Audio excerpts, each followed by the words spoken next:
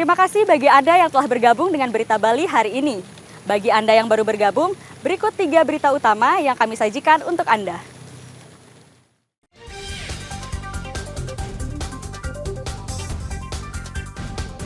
Sekelompok orang tak dikenal menyerang kantor polisi Pamong Praja Denpasar di Jalan Kecubung, Denpasar Timur.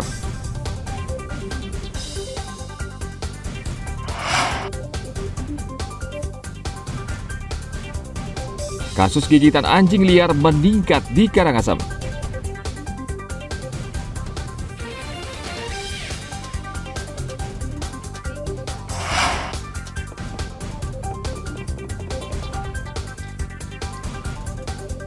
Mencicipi kelezatan lawar pisang batu di Desa Gulingan, Badung.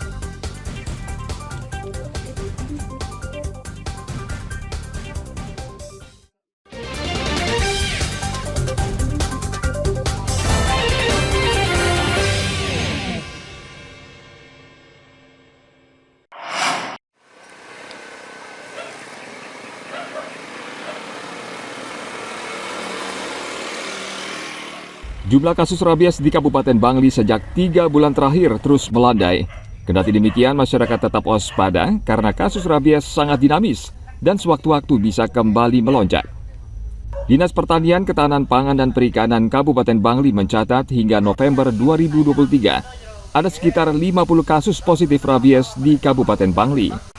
Jumlah ini tergolong rendah dibanding daerah lain di Bali, sehingga Kabupaten Bangli berada di peringkat 6 dari 9 kabupaten di Bali yang terserang rabies. Pemkab Bangli memang berusaha keras mencegah rabies berkembang meluas. Petugas dikerahkan ke sejumlah daerah untuk menyisir wilayah yang terjangkit rabies. Saat ini capaian vaksinasi hewan piaraan anjing di Kabupaten Bangli mencapai 80%. 3 bulan terakhir memang saya melandai, beda ketika bulan Juni, Juli, Agustus kemarin itu memang puncaknya. Itu sebulan bisa jadi 10 kasus positif, bisa lebih gitu. Tapi kalau terakhir ini memang bisa dibilang sudah melandai. Kalau tidak salah tahun bulan Oktober kemarin ada 7, pada bulan ini mungkin sudah ada 5 di bulan November. Walaupun kasus rabies terus melandai, Pemkab mengimbau masyarakat merawat anjing peliharaannya dengan baik dan benar dan rutin mengecek kondisi kesehatannya ke dokter hewan. Pemkab berharap kerjasama masyarakat agar kasus rabies di Bangli terus menurun. Tim Liputan melaporkan dari Kabupaten Bangli.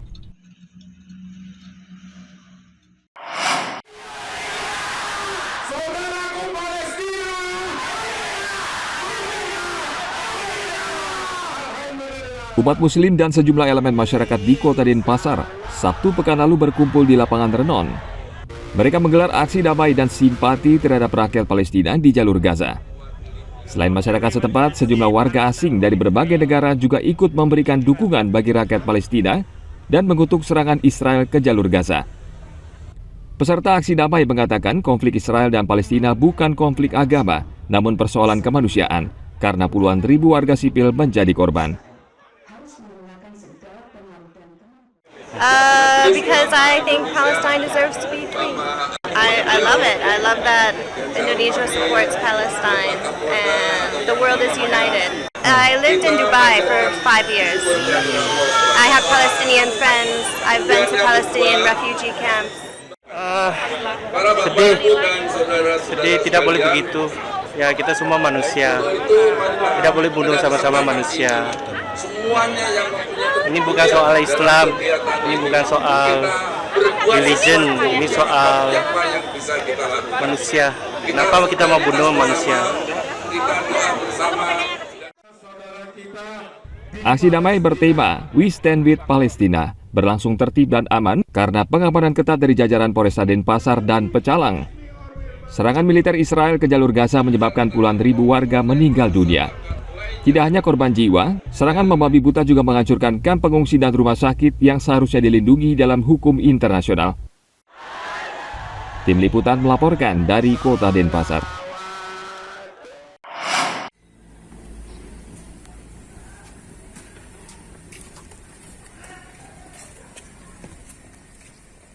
Pemuda berusia 21 tahun ini harus berurusan dengan polisi karena mencuri uang di tempat di mana ia sehari-hari bekerja.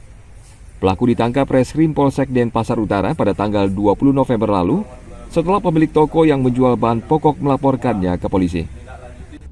Pemuda ini mengaku kecewa dengan upah yang kecil sehingga ia nekat mencuri tas majikannya yang berisi uang sebesar 22 juta rupiah dan sebuah telepon seluler. Dari hasil penyelidikan, pelaku mencuri dengan cara melompati pagar tembok lalu membobol plafon rumah.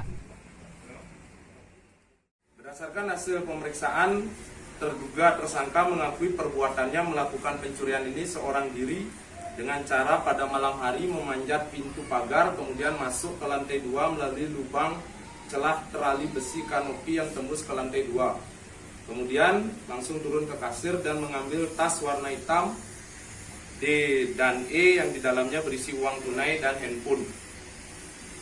Tersangka mengakui sebelumnya bekerja di lokasi di toko sedia dari tanggal 5 November sampai dengan 9 November 2023. Karena tidak kuat dengan gaji yang diberikan dan pekerjaan yang dilakukan sehingga yang bersangkutan berhenti bekerja.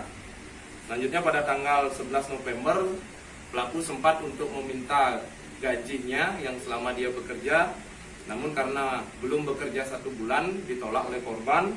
Nah, itu yang mengakibatkan timbul niat dari terduga tersangka untuk melakukan pencurian ruko tersebut. Selain menangkap pelaku, polisi berhasil menyita uang tunai yang masih utuh dan belum dipergunakan pelaku. Saat ini pelaku mendekam di sel tahanan Mapolsek Denpasar Utara dan diancam hukuman 9 tahun penjara.